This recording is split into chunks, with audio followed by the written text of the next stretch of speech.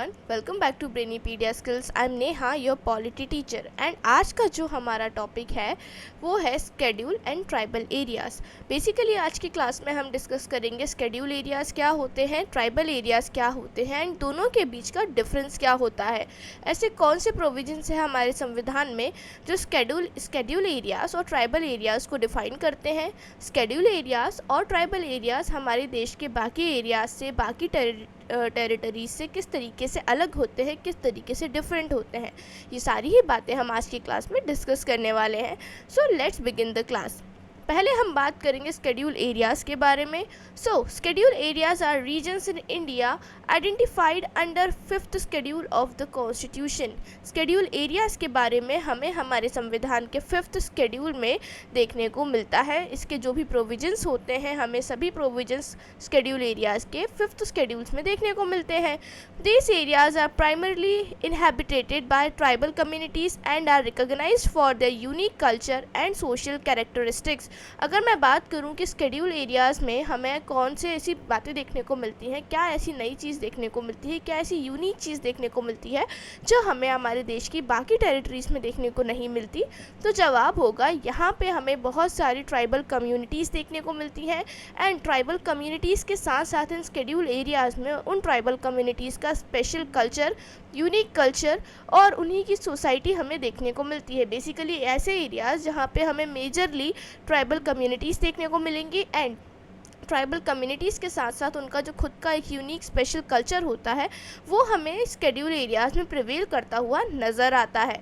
तो अब सवाल उठता है कि स्केड्यूल एरियाज़ को हमारे देश के बाकी एरियाज़ से अलग क्यों रखा जाता है. तो साफ जवाब आपको इस स्लाइड पे नज़र आ रहा है, क्योंकि स्केड्यूल एरियाज़ में ट्राइबल कम्युनिटीज़ रिजाइड करती हैं एंड उनके कल्चर को, उनके ट्रेडिशन को, उनके कस्टम्स को किसी भी तरीके से नुकसान ना पहुँचे, किसी भी तरीके का बदलाव उन्हें देखने को ना मिले. बेसिकली उनकी जो एवरीडे लाइफ है, उनकी जो एवरीडे कस्टम्स होते हैं, कल्चर होता है, वे ऑफ लिविंग होता है, उसमें किसी भी प्रकार का इंटरफेरेंस या फिर डिस्टर्बेंस क्रिएट ना किया जाए. इस चीज़ का ध्यान रखने के लिए स्केड्यूल एरियाज़ का फॉर्मेशन किया गया under the 5th schedule of Indian constitution. अब मैं बात करूंगी कि हमारे जो स्केड्यूल एरियाज़ हैं इनसे रिलेटेड कौन कौन से आर्टिकल्स हैं, मतलब हमारे संविधान में ऐसे कौन कौन से आर्टिकल्स हैं जो कि हमें स्केड्यूल एरियाज़ के बारे में बताते हैं. तो सबसे पहला आर्टिकल है आर्टिकल 244. आर्टिकल 244 का फर्स्ट क्लॉज हमसे कहता है that it deals with the administration of schedule areas under the 5th schedule. यहाँ पे हमसे बोला गया कि भाई हमारे संविधान के 5th शेड्यूल में जो स्केड्यूल एरियाज़ का एडमिनिस्ट्रेशन है ना, वो सारी ही बातें आपको देखने को मिलेंगी. बेसिकली यहाँ पे बोला गया है कि हमारे जो स्केड्यूल एरियाज़ है उसमें किस तरीके से एडमिनिस्ट्रेशन होगा, किस तरीके से गवर्नेंस होगा, ये बातें आपको यहाँ देखने को मिलेंगी. देन यहाँ पे 5th शेड्यूल क्या है. 5th schedule contains provisions related to schedule areas. अब 5th शेड्यूल में आपको वो सारे ही प्रोविजंस देखने को मिलेंगे जो कि स्केड्यूल एरियाज़ से रिलेटेड होते हैं या फिर स्केड्यूल एरियाज़ के कंटेक्स्ट में इम्पॉर्टेंट होते हैं. देन गवर्नेंस की मैं बात करना चाहूँगी कि भाई हमारे जो स्केड्यूल एरियाज़ हैं उनकी गवर्नेंस किस तरीके से होती है, कौन डिसाइड करने वाला है कि हमारे देश का कौन सा एरिया स्केड्यूल एरिया होने वाला है, किसी राज्य का कोई पर्टिकुलर क्षेत्र, कोई पर्टिकुलर इलाका स्केड्यूल एरिया है या नहीं, इस बात को डिसाइड कौन करेगा. So the president declare certain areas as schedule areas. अब हमारे जो राष्ट्रपति होते हैं, हमारे जो प्रेसिडेंट होते हैं, वही इस बात को डिसाइड करते हैं कि हमारे देश की कोई पर्टिकुलर टेरिटरी, कोई पर्टिकुलर इलाका, कोई पर्टिकुलर जगह एक स्केड्यूल एरिया है या फिर नहीं. अगर मैं राष्ट्रपति हूँ तो मेरे पास ये अधिकार है कि मैं हमारे देश की किसी भी टेरिटरी को give me a second, yes, किसी भी टेरिटरी को, किसी भी इलाके को एक स्केड्यूल एरिया घोषित कर सकती हूँ. अब ये बात तो हो गई प्रेसिडेंट की. देन अब मैं बात करना चाहूँगी गवर्नर को भी यहाँ कुछ पावर्स देखने को मिलती हैं. किस तरीके से he can make regulations to prohibit, limit land transfers by tribals, manage resources for tribal welfare. अब हर स्टेट के जो हमारे गवर्नर होते हैं उनके पास भी ये अधिकार होता है कि वो ज़मीन का जो ट्रांसफ़र होता है कि भाई किस ज़मीन को हाईवे कंस्ट्रक्शन के लिए दिया जा रहा है, किस ज़मीन को रेलवे कंस्ट्रक्शन के लिए दिया जा रहा है, किसी इंफ्रास्ट्रक्चर के लिए, किसी डेवलपमेंटल प्रोजेक्ट के लिए, तो उसमें अपने वो ध्यान रखेंगे इस बात का कि वो ज़मीन कहीं किसी स्केड्यूल एरिया से तो नहीं गुजरती। अगर उस ज़मीन का एलोकेशन हम करते हैं किसी प्रोजेक्ट के लिए या फिर किसी भी पॉसिबल डेवलपमेंटल प्रोजेक्ट के लिए, तो उस कंडीशन में स्केड्यूल एरियाज़ में रहने वाले लोगों की जो लाइफ है वो तो डिस्टर्ब नहीं हो रही। बेसिकली जो लैंड है, लैंड का ट्रांसफ़र हो रहा है, कहीं के जंगल काटे जा रहे हैं या फिर किसी पर्टिकुलर ज़मीन से कोई हाईवे का प्रोजेक्ट निकल रहा है, कोई बड़ा इंफ्रास्ट्रक्चर प्रोजेक्ट वहाँ पे किया जा रहा है, उस कंडीशन में किसी भी स्केड्यूल एरिया की एवरीडे लाइफ तो डिस्टर्ब नहीं हो रही। ये बात का ध्यान रखते हैं हमारे गवर्नर जो होते हैं हर राज्य के अलग अलग होते हैं, तो राज्य के जो गवर्नर्स होते हैं ये उनकी रिस्पॉन्सिबिलिटी होती है कि वो इस बात का ध्यान रखें कि हम किसी भी तरीके का लैंड ट्रांसफ़र यदि कर रहे हैं किसी पॉसिबल प्रोजेक्ट के रिलेटेड या फिर किसी और चीज़ के रिगार्डिंग, तो उस कंडीशन में जो स्केड्यूल एरियाज़ हैं उनकी लाइफ डिस्टर्ब ना हो।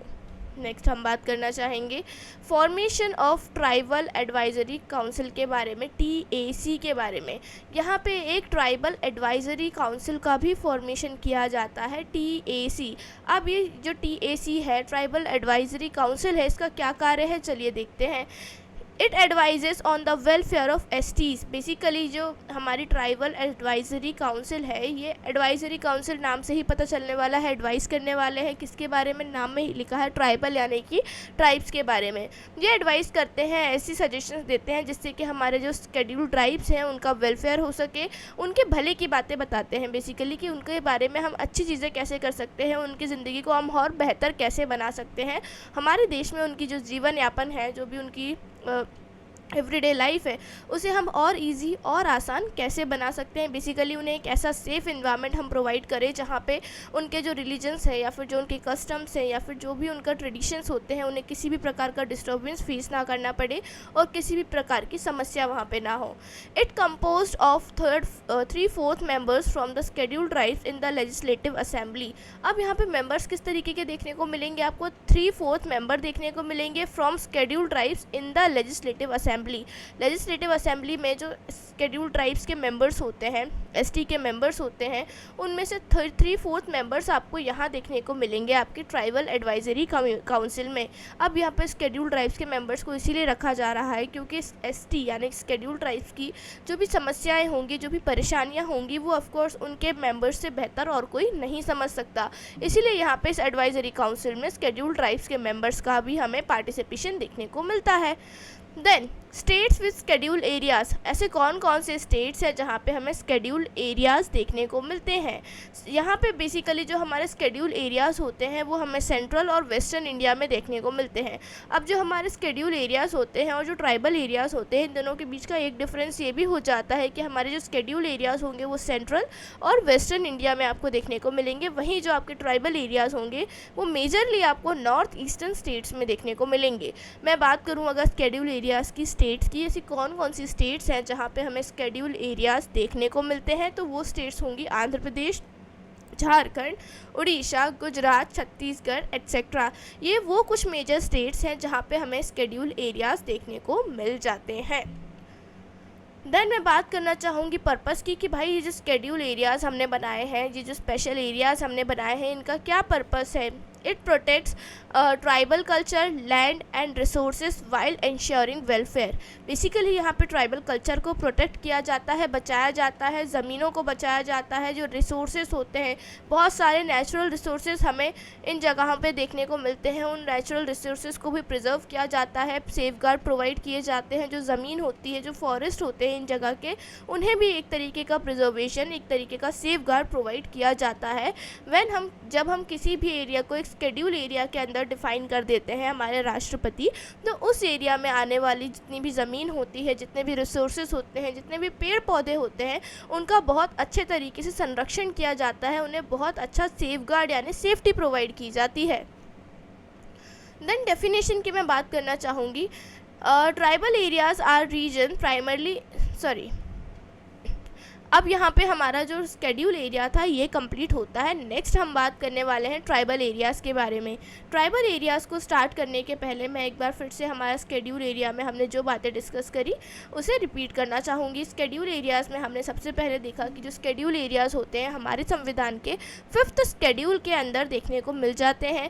एंड देन हमने यहाँ पे आर्टिकल की बात करी जो कि था आर्टिकल 244, जिसमें हमें एडमिनिस्ट्रेशन देखने को मिलता है स्केड्यूल एरियाज़ का। देन हमने यहाँ पे गवर्नेंस की बात करी कि भाई स्केड्यूल एरियाज़ का फॉर्मेशन कौन करता है, तो स्केड्यूल एरिया का फॉर्मेशन करने वाले हैं हमारे सम्माननीय राष्ट्रपति यानी कि प्रेसिडेंट ऑफ इंडिया। देन हमने बात करी कि हर स्टेट के अपने जो गवर्नर होते हैं जो कि हमारे राष्ट्रपति के ही एक दूत होते हैं, उनका क्या कार्य रहने वाला है, उनके क्या फंक्शंस होंगे। तो हमने देखा कि जो गवर्नर है वो इस बात को इंश्योर करते हैं कि किसी भी तरीके के लैंड ट्रांसफ़र में, किसी भी तरीके के प्रोजेक्ट में हमारे जो स्केड्यूल एरियाज़ हैं उनमें किसी भी तरीके के रहने वाले जो ट्राइब्स हैं उनकी ज़िंदगी पर बुरा असर ना पड़े। देन हमने बात किया कि एक ट्राइबल एडवाइजरी काउंसिल का फॉर्मेशन किया जाता है, TAC का फॉर्मेशन किया जाता है, इनके क्या कार्य है, किस तरीके से मेंबर्स होते हैं, ये डिस्कस किया। देन हमने देखा कि ऐसे कौन कौन से राज्य हैं, ऐसे कौन कौन से स्टेट्स हैं जहाँ पे हमें स्केड्यूल एरियाज़ देखने को मिलते हैं। एट लास्ट हमने बात किया कि भाई जो स्केड्यूल एरियाज़ होते हैं इनका क्या पर्पस होता है, कि स्केड्यूल एरियाज़ का फॉर्मेशन आखिर किया तो किया क्यों जाता है, ये सारी ही बातें हमने अभी तक डिस्कस करी। अब नेक्स्ट हम यहाँ पे बात करने वाले हैं ट्राइबल एरियाज़ के बारे में। अब जो ट्राइबल एरियाज़ होते हैं these are the regions primarily inhabited by tribals govern in 6th schedule of the constitution. अब हमारे ट्राइबल एरियाज़ में भी हमें मेजरली प्राइमरली हमारे ट्राइब्स देखने को मिलने वाली हैं, लेकिन हमारे जो ट्राइबल एरियाज़ होते हैं इनके बारे में हमें अपने संविधान के 6th स्केड्यूल में सारी बातें देखने को मिलती हैं। स्केड्यूल एरिया में 5th स्केड्यूल और जो हमारा ट्राइबल एरियाज़ है उसमें 6th स्केड्यूल। देन इसके बाद ट्राइबल एरियाज़ की मैं बात करती हूँ जो कि 6th स्केड्यूल में होते हैं आर्टिकल्स गवर्निंग ट्राइबल एरियाज़। अब इसमें भी आर्टिकल 244 देखने को मिलेगा, लेकिन उसका क्लॉज 2 हो जाएगा। क्लॉज 1 में हमने बात करी स्केड्यूल एरियाज़ की, क्लॉज 2 में हम बात करने वाले हैं ट्राइबल एरियाज़ की। अब यहाँ पे क्लॉज 2 हमें बताता है कि हम एडमिनिस्ट्रेशन करने वाले हैं ट्राइबल एरियाज़ का अंडर द 6th स्केड्यूल। यहाँ पे 6th स्केड्यूल में इस चीज़ को मेंशन किया जाता है कि हम किस तरीके से हमारे ट्राइबल एरियाज़ का एडमिनिस्ट्रेशन गवर्नेंस मैनेज करने वाले हैं। देन 6th स्केड्यूल क्या होता है, contain special provisions for tribal areas in the north eastern states में जो ट्राइबल एरियाज होते हैं उनके रिगार्डिंग जितने भी स्पेशल प्रोविजंस होंगे आपको एडमिनिस्ट्रेशन के रिगार्डिंग, गवर्नेंस के रिगार्डिंग, वो सभी आपको 6th स्केड्यूल के अंदर देखने को मिल जाएंगे। यदि मैं बात करूँ कौन कौन से ऐसे राज्य हैं, कौन कौन से ऐसे स्टेट्स हैं जहाँ पे आपको मेजरली यहाँ पे ट्राइबल एरियाज देखने को मिलेंगे, तो वो हो जाएंगे असम, मेघालय, त्रिपुरा एंड मिज़ोरम। ये वो मेजर स्टेट्स है जहाँ पे आपको ट्राइबल एरियाज़ देखने को मिलेंगे। देन मैं गवर्नेंस की बात करूँ, tribal areas are divided into autonomous district. अब जो ट्राइबल एरियाज़ होते हैं इन्हें बहुत सारी ऑटोनॉमस डिस्ट्रिक्ट मतलब बहुत सारी छोटी छोटी डिस्ट्रिक्ट्स में डिवाइड कर दिया जाता है। देन उन डिस्ट्रिक्ट्स का अपने आप एडमिनिस्ट्रेशन कैसे होता है चलिए देखते हैं। ऑटोनॉमस डिस्ट्रिक्ट काउंसिल, अभी जो ऑटोनॉमस डिस्ट्रिक्ट में डिवीजन हुआ है इसके लिए हर डिस्ट्रिक्ट के लिए एक ऑटोनॉमस डिस्ट्रिक्ट काउंसिल का फॉर्मेशन किया जाता है जो कि ADCs के नाम से जिन्हें हम शॉर्ट में जानते हैं। अब ये जो ADCs है ऑटोनॉमस डिस्ट्रिक्ट काउंसिल है, इनके क्या कार्य होते हैं चलिए देखते हैं। It is empowered to make laws on land, forest, agriculture, marriage etcetera. अब जो हमारा ऑटोनॉमस डिस्ट्रिक्ट काउंसिल है इनके पास ये अधिकार होता है, ये पावर होती है कि वो ज़मीन को लेके, फॉरेस्ट को लेके, एग्रीकल्चर या फिर शादियों को लेके लॉज बना सकते हैं, डिसाइड कर सकते हैं कि वहाँ का जो ज़मीन है उसमें किस तरीके से कार्य होने वाले हैं, वहाँ के जो फॉरेस्ट है वहाँ किस तरीके से चीज़ों को मैनेज किया जाएगा, एग्रीकल्चरल लैंड जो होगा उसमें किस तरीके से खेती होगी, किस तरीके से कार्य होंगे, ये सारी बातें, मैरिजेस एटसेट्रा को लेके भी ये यहाँ पर लॉज बना सकते हैं। Then they administer justice based on customary law. अब यहाँ पे जस्टिस देखने को मिलता है बेस्ड ऑन कस्टमरी लॉ, मतलब उनके जो लोकल लॉज होते हैं, जो भी उनके आपस के ट्राइबल कम्युनिटी के रूल्स होते हैं, वे ऑफ लिविंग होता है, उसके बेसिस पे वहाँ पे जस्टिस प्रोवाइड किया जाता है। नेक्स्ट मैं बात करना चाहूँगी कि यहाँ पे जो गवर्नर होने वाले हैं इन स्टेट्स के गवर्नर के क्या पावर्स रहेंगे, क्या फंक्शंस रहेंगे। He can alter the boundaries of autonomous district. अब यहाँ पे जो गवर्नर होंगे वो ऑटोनॉमस डिस्ट्रिक्ट की बाउंड्रीज को ऑल्टर कर सकते हैं, मतलब कम कर सकते हैं या फिर बढ़ा सकते हैं। यदि उन्हें लगता है कि किसी डिस्ट्रिक्ट की पॉपुलेशन बहुत ज़्यादा हो गई है तो हमें इसकी डिस्ट्रिक्ट को थोड़ा बढ़ाना चाहिए, इंक्रीज़ करना चाहिए, तो वो उसकी पॉपुलेशन को बढ़ा सकते हैं। लेकिन यदि गवर्नर को लगता है कि पॉपुलेशन को हमें थोड़ा कम करना चाहिए, पॉपुलेशन कम है तो हमें क्या करना चाहिए, जो एरिया है उसे थोड़ा कम कर देना चाहिए, तो हमारे जो गवर्नर है वो उस एरिया को कम भी कर सकते हैं। And he supervises the councils. अब यहाँ पे इस जो काउंसिल का फॉर्मेशन हुआ है ना, हर डिस्ट्रिक्ट के लिए ऑटोनॉमस डिस्ट्रिक्ट काउंसिल्स का फॉर्मेशन हुआ है, इन काउंसिल को सुपरवाइज करते हैं हमारे गवर्नर, मतलब इन काउंसिल्स के सभी कार्यों की देखरेख करते हैं कि भाई सभी काउंसिल सही तरीके से कार्य करें। किसी तरीके की कॉम्प्लिकेशन यदि आती है उस कॉम्प्लिकेशन को रिजॉल्व करवाते हैं, उस कॉम्प्लिकेशन का सल्यूशन हमारे गवर्नर प्रदान करते हैं। स्पेशल प्रोविजंस की मैं बात करूंगी। Autonomous council can collect taxes and regulate resources. अब जो ऑटोनॉमस हमारी काउंसिल्स होती हैं, ऑटोनॉमस डिस्ट्रिक्ट की काउंसिल्स होती हैं, इनके पास ये अधिकार होता है कि वो टैक्स को कलेक्ट कर सके और अपने अकॉर्डिंग जो ट्राइब्स हैं या फिर जो एरियाज़ हैं उनमें रिसोर्सेज का एलोकेशन कर सके। जो भी नेचुरल रिसोर्सेज इन एरियाज़ में पाए जाते हैं उन रिसोर्सेज को बराबरी से ट्राइब्स के अकॉर्डिंग डिस्ट्रीब्यूट कर सकें। It focuses on self governance and tribal tradition. Basically यहाँ पे हमें जो ट्राइबल एरियाज़ होते हैं यहाँ पे हमें सेल्फ गवर्नेंस देखने को मिलती है, मतलब ट्राइबल एरियाज़ की जो भी गवर्नेंस होगी उसका जो मेजर रोल होगा वो ये ट्राइब्स प्ले करती हैं। यहाँ पे जो गवर्नेंस होगी, एडमिनिस्ट्रेशन होगा, उसमें यहाँ की ट्राइब का आपको मेजर रोल देखने को मिलेगा। यहाँ के जो ट्राइबल पीपल होते हैं वो सेल्फ गवर्नेंस करते हैं, मतलब अपने एरिया में, अपने डिस्ट्रिक्ट में जो गवर्नेंस का कार्य होगा, जो भी एडमिनिस्ट्रेशन के कार्य होंगे वो यहाँ के ट्राइबल पीपल खुद मैनेज करते हैं। और यहाँ पे ट्राइबल ट्रेडिशंस जो होते हैं उन्हें भी काफ़ी अच्छे तरीके से फॉलो किया जाता है।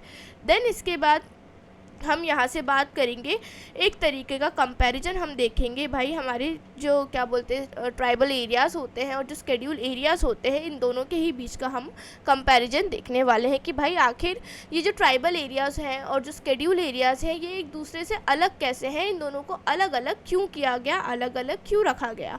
चलिए देखते हैं। सबसे पहली बात तो ये जो शेड्यूल एरियाज़ होते हैं ये 5th शेड्यूल में देखने को मिलेंगे आपको, और जो हमारे ट्राइबल एरियाज़ होते हैं इनका मेंशन, इनके बारे में जो भी बातें हैं, जो भी इंफॉर्मेशन है वो आपको 6th शेड्यूल में देखने को मिलेगी। देन लोकेशन वाइज अगर मैं बात करूं, जो हमारे शेड्यूल एरियाज़ होते हैं या आपको, give me a second, yes, जो हमारे शेड्यूल एरियाज़ होते हैं ये आपको नॉर्थ ईस्ट के बाहर देखने को मिलेंगे। Majorly in the central and waste India में आपको ये सारे ही जो शेड्यूल एरियाज़ होते हैं वो देखने को मिलेंगे। इनकी स्टेट्स होती हैं झारखंड, उड़ीसा, छत्तीसगढ़, इस तरीके की स्टेट्स आपको यहाँ पे देखने को मिलेंगी शेड्यूल एरियाज़ के अंडर। और अगर मैं ट्राइबल एरियाज़ की बात करूँ तो ट्राइबल एरियाज़ आपको नॉर्थ ईस्टर्न स्टेट्स में देखने को मिलेंगे। दूसरा डिफरेंस ये हो जाता है बेसिकली कि जो हमारे शेड्यूल एरियाज़ होंगे वो सेंट्रल और वेस्टर्न इंडिया में होंगे, वहीं जो हमारे ट्राइबल एरियाज़ होंगे वो आपको नॉर्थ ईस्टर्न स्टेट्स में देखने को मिलेंगे। अगर मैं बात करूँ शेड्यूल एरियाज़ की स्टेट्स की तो झारखंड, उड़ीसा और छत्तीसगढ़ जैसे राज्य आपको देखने को मिलेंगे। और वहीं यदि मैं बात करूँ ट्राइबल एरियाज़ की तो असम, मेघालय, त्रिपुरा और मिजोरम जैसे राज्य आपको ट्राइबल एरियाज़ के अंडर देखने को मिलेंगे। देन हम बात करना चाहेंगे एडमिनिस्ट्रेशन की कि भाई दोनों के ही एडमिनिस्ट्रेशन किस तरीके से अलग होते हैं। तो जो शेड्यूल एरियाज़ होते हैं ना उनका एडमिनिस्ट्रेशन उस राज्य के गवर्नर के द्वारा किया जाता है। किसी भी शेड्यूल एरिया में जो भी एडमिनिस्ट्रेशन होगा, जो भी गवर्नेंस का कार्य होगा, वो सभी कार्य वहाँ के गवर्नर के द्वारा देखे सुने जाएंगे। लेकिन जो ट्राइबल एरियाज़ होंगे they are administered by autonomous district and regional councils. अभी हमने देखा कि ट्राइबल एरियाज़ को हमने ऑटोनॉमस डिस्ट्रिक्ट्स में डिवाइड किया एंड हर डिस्ट्रिक्ट के लिए हमने एक ऑटोनॉमस डिस्ट्रिक्ट और रीजनल काउंसिल का फॉर्मेशन किया। तो बेसिकली यहाँ पे क्या देखने को मिल रहा है हमें कि ट्राइबल एरियाज़ जो है उनका एडमिनिस्ट्रेशन गवर्नर के द्वारा नहीं किया जा रहा है, एक अलग से रीजनल काउंसिल का फॉर्मेशन हम कर रहे हैं जिसके अकॉर्डिंग, जिसके अंतर्गत हम यहाँ पे एडमिनिस्ट्रेशन देखने को मिल रहा है। देन इसके बाद मैं बात करना चाहूँगी लेजिस्लेटिव पावर्स की। तो जो स्केड्यूल एरियाज़ होते हैं इसमें गवर्नर कैन मॉडिफाई और restrict laws in these areas. अब यहाँ पे हमारे गवर्नर के पास ये अधिकार होता है कि वो किसी भी प्रकार के लॉज को मॉडिफाई कर सकते हैं, बदलाव ला सकते हैं, किसी लॉ को यहाँ पे रिस्ट्रिक्ट कर सकते हैं यानी कि रोक लगा सकते हैं। बेसिकली स्केड्यूल एरिया के एडमिनिस्ट्रेशन और गवर्नेंस को लेके जो भी पावर होते हैं ना, चाहे वो लेजिस्लेटिव पावर ही क्यों ना हो, वो किसके पास होते हैं? गवर्नर के पास। यदि किसी राज्य की लेजिस्लेटिव असेंबली ने कोई नया नीति निकाली है, कोई नया नियम निकाला है, कोई नया बोलना चाहिए लॉ निकाला है, तो ये उस स्टेट के गवर्नर के हाथ में होगी ये पावर कि वो उस पर्टिकुलर नियम को, उस पर्टिकुलर नीति को इन स्केड्यूल एरियाज़ में अप्लाई करवाना चाहते हैं या फिर नहीं। और अगर वो चाहे तो उसमें कुछ चेंजेस करके, कुछ बदलाव करके इन एरियाज़ में अप्लाई कर सकते हैं। और अगर गवर्नर को लगता है कि नहीं, इस नए नियम से, इस नए नीति से स्केड्यूल एरियाज़ की लाइफ डिस्टर्ब होगी या फिर यहाँ पर नेगेटिव इम्पैक्ट हमें देखने को मिलेगा, तो गवर्नर के पास ये अधिकार होता है कि वो उस पर्टिकुलर नियम को, उस पर्टिकुलर नीति को इन एरियाज़ में इम्प्लीमेंट कराने से रोक सकते हैं, रिस्ट्रिक्ट कर सकते हैं। देन ट्राइबल एरियाज़ की मैं बात करूंगी। Councils have legislative authority on subjects like land and forest. अब यहाँ पे जो काउंसिल्स का हमने फॉर्मेशन किया था, ऑटोनॉमस डिस्ट्रिक्ट काउंसिल्स का फॉर्मेशन किया था, यहाँ पूरे ही अधिकार उन्हीं के पास होते हैं, उन्हीं काउंसिल्स के पास होते हैं। वही डिसाइड करते हैं कि जो लैंड है, वहाँ का जो ज़मीन है ट्राइबल एरियाज़ की, या फिर वहाँ के जो जंगल हैं, उनका इस्तेमाल किस तरीके से किया जाएगा या किस तरीके से नहीं। या तो अगर हमारे यहाँ के पार्लियामेंट ने या फिर उन जगह के स्टेट लेजिस्लेटिव असेंबलीज़ ने किसी प्रकार के डिसीजन मेकिंग करी है जिसके अंतर्गत उस ट्राइबल एरिया की ज़मीन या फिर फॉरेस्ट का इस्तेमाल किया जा रहा है या फिर उनका मेंशन देखने को मिल रहा है, तो यहाँ पे उन काउंसिल के पास ये अधिकार है कि वो डिसाइड कर सकते हैं कि भाई यहाँ पे इस चीज़ का इम्प्लीमेंटेशन हमारे ट्राइबल एरियाज़ में होगा या नहीं। बेसिकली जो राइट यहाँ पे स्केड्यूल एरियाज़ में गवर्नर के पास है, वही अधिकार ट्राइबल एरियाज़ में इन काउंसिल्स के पास हमें देखने को मिलता है। देन ऑब्जेक्टिव्स की यदि मैं बात करूं, जो स्केड्यूल एरियाज़ होते हैं ये ट्राइबल्स के राइट और कल्चर को प्रोटेक्ट करने का काम करते हैं। स्केड्यूल एरियाज़ का फॉर्मेशन ही इसीलिए किया जाता है ताकि जो ट्राइबल कम्युनिटीज़ हैं उनके अधिकार और उनके कल्चर को बचा के रखा जा सके। देन जो ट्राइबल एरियाज़ होते हैं यहाँ कुछ अलग चीज़ें हमें देखने को मिलती हैं। कैसे?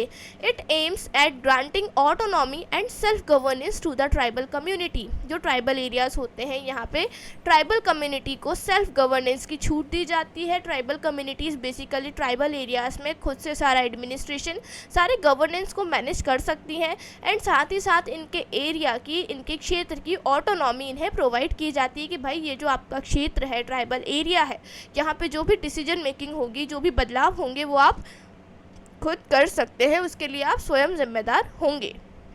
देन रोल ऑफ प्रेसिडेंट हमें क्या देखने को मिलता है दोनों में। जो स्केड्यूल एरियाज़ होते हैं they are declared and altered by the president of India. Schedule areas को डिसाइड करते हैं हमारे राष्ट्रपति कि हमारे देश का कौन सा ऐसा एरिया है जो कि स्केड्यूल एरिया बनने वाला है, या फिर उसमें कभी ऑल्टरेशन करना है, बदलाव करने हैं, कम या ज़्यादा करना है, तो वो भी कौन करते हैं? हमारे राष्ट्रपति। लेकिन यहाँ पे जो ट्राइबल एरियाज़ होते हैं, ट्राइबल एरियाज़ के बारे में चीज़ें हमें अपने संविधान में देखने को मिलती हैं। ट्राइबल एरियाज़ का जो एक बोलना चाहिए, ट्राइबल एरियाज़ के जो प्रोविजंस होते हैं डायरेक्टली हमें संविधान से देखने को मिलते हैं। यहाँ पे राष्ट्रपति का कोई भी डायरेक्ट रोल हमें देखने को नहीं मिलता है। एग्जाम्पल्स की मैं बात करना चाहूँगी स्केड्यूल एरियाज़ और ट्राइबल एरियाज़ के। तो स्केड्यूल एरियाज़ और ट्राइबल एरियाज़ के जो मेजर एग्जाम्पल्स होते हैं वो हमने पहले भी डिस्कस किए हैं, बट एक बार और रिवाइज करते हैं। जो स्केड्यूल एरियाज़ हैं वो नॉर्थ ईस्टर्न स्टेट में देखने को नॉन नॉर्थ ईस्टर्न स्टेट्स में देखने को मिलेंगे, मतलब सेंट्रल एंड वेस्टर्न इंडिया में आपको देखने को मिलेंगे। इनके एग्जांपल्स हो जाएंगे Jharkhand, Orissa, Chhattisgarh etcetera. Tribal areas की यदि मैं बात करूं, ये आपको नॉर्थ ईस्टर्न स्टेट्स में ही देखने को मिलेंगे और इनके एग्जांपल्स हो जाएंगे असम, मेघालय और मिज़ोरम एट्सेट्रा। तो ये सारा एक कंपैरिजन था हमारा ट्राइबल एरियाज़ और स्केड्यूल एरियाज़ के बीच में। And that's all for today's class. आज की क्लास में हम लोगों ने ट्राइबल एरियाज़, स्केड्यूल एरियाज़ की सेपरेट डेफिनेशन समझी, सेपरेट तरीके के जो उनके प्रोविजंस होते हैं 5th और 6th स्केड्यूल में, उन सारी ही बातों को डिस्कस किया। देन इसके बाद जब दोनों को हमने सेपरेटली डिस्कस कर लिया तो हम दोनों की एक बेहतर अंडरस्टैंडिंग को जनरेट कर सकें, उसके लिए हमने दोनों के बीच में एक कंपैरिजन देखा, जहाँ पे हमने समझा कि स्केड्यूल एरियाज़ और ट्राइबल एरियाज़ कैसे एक दूसरे से अलग होते हैं, कैसे एक दूसरे से डिफरेंट होते हैं। ये सारी ही बातें डिस्कस करने के बाद हमने दोनों के एग्जाम्पल्स को भी देखा कि ऐसे कौन कौन से राज्य हैं, ऐसे कौन कौन से स्टेट्स हैं जो स्केड्यूल एरियाज़ के अंदर आते हैं, एंड ऐसे कौन कौन से स्टेट्स यानी कि राज्य हैं जो कि ट्राइबल एरियाज़ के अंदर आते हैं। ये दोनों ही बातें डिस्कस करने के बाद आज की हमारी क्लास के जो इंपॉर्टेंट टॉपिक्स थे, जो भी रिगार्डिंग रिलेटेड टॉपिक्स थे, वो सभी कंप्लीट हुए। And that's all for today's video. And if you guys are if you guys like the video, please like the video, don't forget to subscribe to our channel, and if you have any kind of questions regarding the topic, don't forget to ask the question in the comment section. And right now I have a question for you all. You have to answer me about that question. The question is that you have to tell me about all the schedule areas and tribal areas. यहाँ पे मैंने सिर्फ आपको कुछ examples बताए हैं schedule areas और tribal areas के, लेकिन आप मुझे कमेंट सेक्शन में उन सभी schedule एरियाज़ और ट्राइबल एरियाज़ की लिस्ट बताने वाले हैं जो आपको इंडिया में देखने को मिलते हैं। क्या आपको लगता है कि यहाँ पे इस क्लास में ऐसा कोई एरिया है, schedule एरिया या फिर ट्राइबल एरिया, जो मिस आउट हो गया है, जो यहाँ होना चाहिए था पर वो नहीं है, या आपको लगता है कि हाँ ये एरिया भी schedule एरिया है और ट्राइबल एरिया है? तो आप मुझे इसका आंसर कमेंट सेक्शन में ज़रूर बताएंगे। I really hope you guys enjoyed the class, and if you guys enjoyed the class, please like the video and don't forget to share it with your friends. To those who are preparing for competitive exams, it is extremely useful and crucial class for them. So till then, stay healthy and stay happy. Thanks for watching.